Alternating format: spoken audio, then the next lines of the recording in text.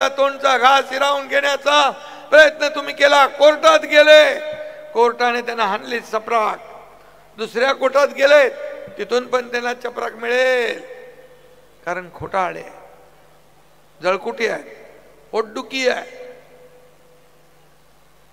आणि म्हणून आम्ही सांगतो की या लाडक्या बहिणींना मी सांगितलं 1,500वर ठेवणार नाही आम्ही. या लाडक्या बहिणींनी जसे आशीर्वाद देईल तशी योजना वाढत जाईल हे मी सांगितलं होतं. या माझ्या लाडक्या बहिणींना महाराष्ट्रातल्या लखपती झालेलं आम्हाला बघायचंय, लखपती झालेलं. कारण आदरणीय प्रधानमंत्री महोदयाने लखपती दीदी केलं, ड्रोन दीदी केलं, जनधन योजना केली, उज्ज्वला योजना केली, बेटी बचाओ बेटी पढाओ, किती योजना केंद्राने केल्या. आरोग्यासाठी आयुष्मान भारत, आपण महात्मा ज्योतिबा फुले योजना, या सर्व योजना ज्या आहेत या महिलांना आत्मनिर्भर आत्मसन्मान करण्यासाठी. आणि विरोधक आम्हाला बदनाम करतात, म्हणतात लाडकी बहीण सुरक्षित बहीण. अरे लाडकी बहीण सुरक्षित बहीण आम्ही देणार, तुम्ही काय देणार? अन्याय अत्याचार वाकड्या नजरेने पाहिल त्याला फाशीची शिक्षा हे सरकार दिल्याशिवाय राहणार नाही. बदलापूरचं प्रकरण आपल्याला माहित आहे. रेल्वे बंद केली, ट्रॅक अडवला, बोला त्याला आणा फाशी देतो, त्याला आणा फाशी देतो. आणि जेव्हा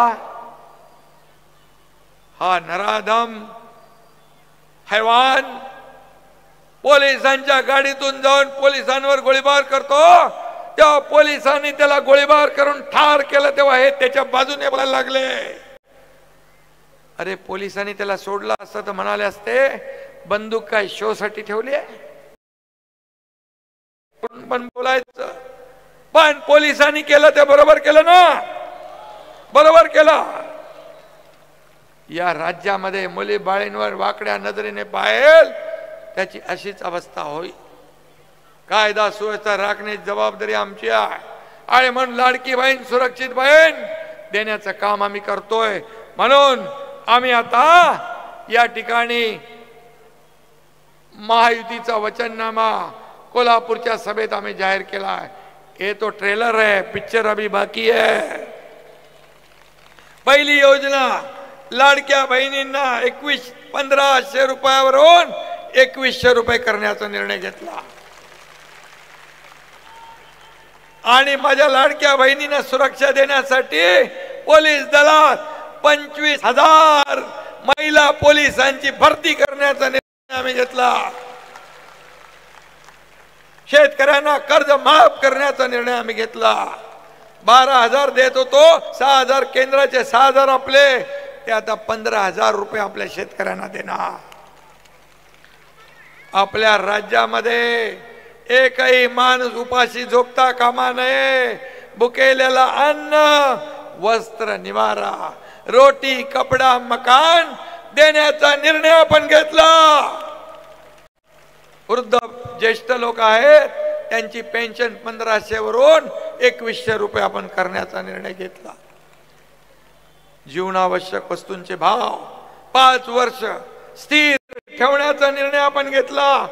बाळासाहेबांनी 1995 ला घेतला होता तो निर्णय आपण आता घेतला. पुन्हा 25 लाख लोकांना रोजगार निर्माण करण्याचा निर्णय आपण घेतला. प्रशिक्षण भत्ता कधी मिळाला होता? कधी बघितलं होतं तुम्ही? 6,000, 8,000, 10,000 रुपये प्रशिक्षण भत्ता देण्याचं काम आपण केलंय. आता ते 10 लाख बेरोजगार तरुणांना 10,000 रुपयाप्रमाणे महिन्याला प्रशिक्षण भत्ता देण्याचा निर्णय आपण घेतला. हे सरकारचं काम आहे. 45,000 गावातले अंतर्गत रस्ते, पानंद रस्ते, शेतावर जाणारे रस्ते ते करण्याचा आपण निर्णय घेतला. कारण शहराबरोबर गावाचा विकास झाला पाहिजे. आशा वर्कर, अंगणवाडी सेविका यांना देखील 15,000 रुपये महिन्याला देण्याचा निर्णय आपल्या सरकारने घेतला. सगळ्यात महत्वाचं म्हणजे आपण शेतकऱ्यांना तर 7.5 HP पंपाने शेती करणाऱ्या त्यांना तर वीज बिल माफ केले आपण. पण तुमचं जे बिल येतं त्या बिलामध्ये 30% सवलत देण्याचा निर्णय आपण घेतला आणि सरकार स्थापनेनंतर 100 दिवसात विजन महाराष्ट्र 2029 जाहीर करण्याचा निर्णय आपण घेतला. हे निर्णय घेतला, हे निर्णय आहे. आणि महायुतीचे आणखी निर्णय आहेत, ते आपल्या समोर मी आता बोलत नाही. हे सरकार निर्णय घेणार आहे. मला सांगा, जर हे सरकार महायुतीचं आलं नसतं तर ही कामं झाली असती, योजना मिळाल्या असत्या. योजना बंद पडणारे आता म्हणतात आम्ही सरकारमध्ये आलो की ही योजना बंद पडू, ती योजना बंद पडू. अरे सरकारमध्ये आल्यावर योजना चालू करू म्हणून सांगितलं पाहिजे. हे विकास विरोधी सरकार हे उलटवून टाकलं आणि म्हणून आपण आज हे दिवस बघतोय. आज सगळीकडे सण उत्सव. अरे त्यांच्या काळात मंदिरं बंद, सगळे धार्मिक स्थळ बंद, सण उत्सव सगळं बंद. पण आम्ही आल्यानंतर सगळे सण उत्सव सुरू केले. दहीहंडी, गणपती, नवरात्री सगळं सुरू केलं. का? सण उत्सव परंपरा पण पाहिजे आणि हे देण्याचं काम सरकारचं असतं, जबाबदारी सरकारची असते. आणि म्हणून तुम्हाला मी एवढीच विनंती करतो की हे सरकार जे आहे हे माझ्या सर्वसामान्यांचं सरकार. मी स्वतःला सीएम म्हणजे चीफ मिनिस्टर समजत नाही. सीएम म्हणजे मी स्वतःला कॉमन मॅन समजतो. आणि म्हणून मला सर्वसामान्यांमध्ये जाताना कुठली अडचण प्रोटोकॉल काही येत नाही. आणि म्हणून आम्हाला महायुतीच्या सरकारला सर्वसामान्यांच्या आयुष्यात सोन्याचे दिवस आणायचे आहेत. यासाठी महायुती सरकार पाहिजे.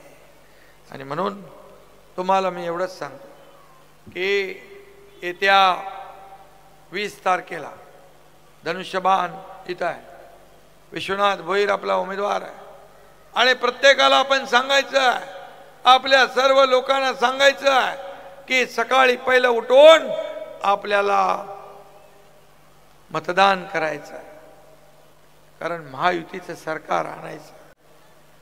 आणि म्हणून महायुतीचं सरकार आणण्यासाठी एक एक आमदार महत्वाचा आहे. आणि मग विश्वनाथ भोईर हा आपला महायुतीचा उमेदवार आपल्या समोर आम्ही दिला. त्याची जबाबदारी माझी आहे, देवेंद्रजींची आहे, अजितदादांची आहे, आमची सगळ्यांची मिळून जबाबदारी आम्ही घेतो. या कल्याण पश्चिम मध्ये कुठेही तुम्हाला विकासाला पैसे कमी पडू देणार नाही, हा शब्द आपल्याला देतो. आणि येत्या 20 तारखेला धनुष्यबाण आणि विश्वनाथ भोईर हे लक्षात ठेवा. एवढं बटन दाबा, एवढी बटन दाबा की समोर ज्याचं डिपॉझिट जप्त झालं पाहिजे, हा विश्वास या ठिकाणी व्यक्त करतो. आणि पुन्हा एकदा जे इच्छुक होते, नरेंद्र पवार, वरुण पाटील, रवी पाटील, अरविंदाचाच उल्लेख होता. तो म्हणाला तुम्ही मला बोलवायला, मला भेटायचं होतं म्हणून मी फॉर्म भरला. प्रामाणिकपणे सांगितलं त्याने. आणि म्हणून या सगळ्यांना मनापासून धन्यवाद देतो. तुम्हाला मला विश्वास आहे, एवढी गर्दी, एवढे लोक हे पाहिल्यानंतर विश्वनाथ भोईर याचा विजय ही काळ्या दगडावरची भगवी रेघ आहे. धन्यवाद. जय हिंद, जय महाराष्ट्र.